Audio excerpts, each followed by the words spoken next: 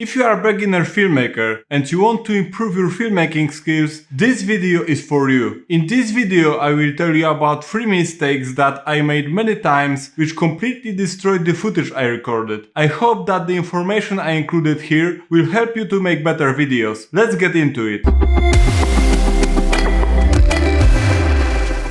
Hi, my name is Tim and welcome to the channel. This channel is mainly about filmmaking and gear from a perspective of a non-professional filmmaker. In this video I will be talking about 3 mistakes that ruin the footage. I made all of them many times and I know how it feels when you are sitting in the front of the computer during the edit and you would like to record the scene again, but unfortunately it's not possible. Being aware of those mistakes and knowing the impact they have really helps me every time I make a video. Let's start with mistake number 1, which is misfocus.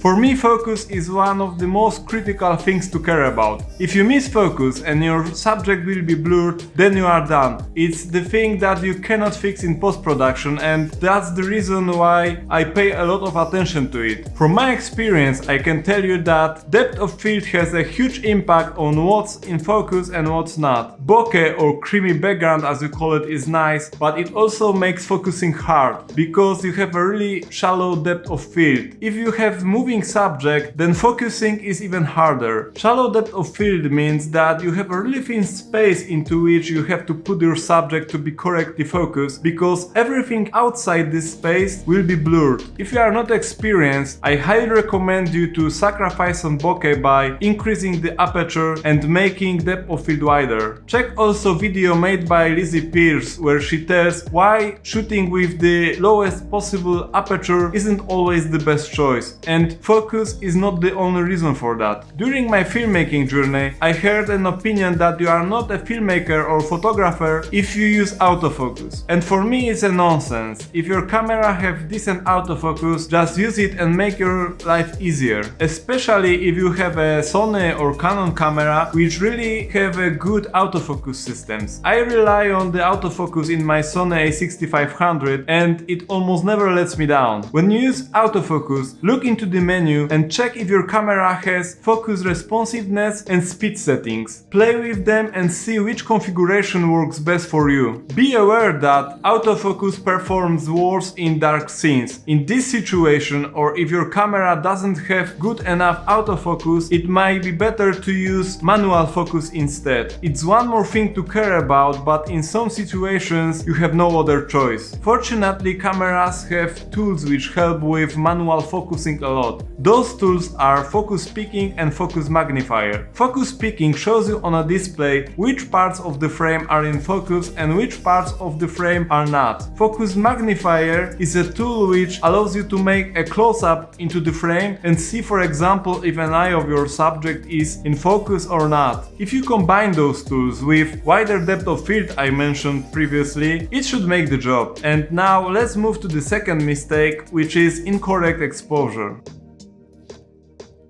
I can't tell you how many times I missed the exposure, and from my experience I can tell you that correct exposure has a huge impact on the quality of the final result. First thing you must do when you set the exposure is to ask yourself what's the subject in this particular scene and set exposure to it. It's extremely important, especially if you have a scene with high dynamic range which your camera can't handle. Then you must choose. Do you want to overexpose to have darker parts of the frame exposed correctly, or do you want to underexpose to protect the details in the highlights? I made the wrong choice so many times. I wanted to capture the highest dynamic range possible without thinking about the subject, and I was unhappy with the results. After many tries, I found what works for me, and it is my advice to you. Define your subject and then slightly overexpose it. This technique is also known as expose to the right. I think you will be happy with the results. Fortunately, there are some tools which help to set the correct exposure. First one is histogram, which shows you how bright or dark is the scene and shows you if there are any clipped highlights or shadows. Second tool is zebra, which shows you on a a display which parts of the frame are overexposed. It's really powerful tool, so it's worth to learn how to properly use it. There are also other tools like false colors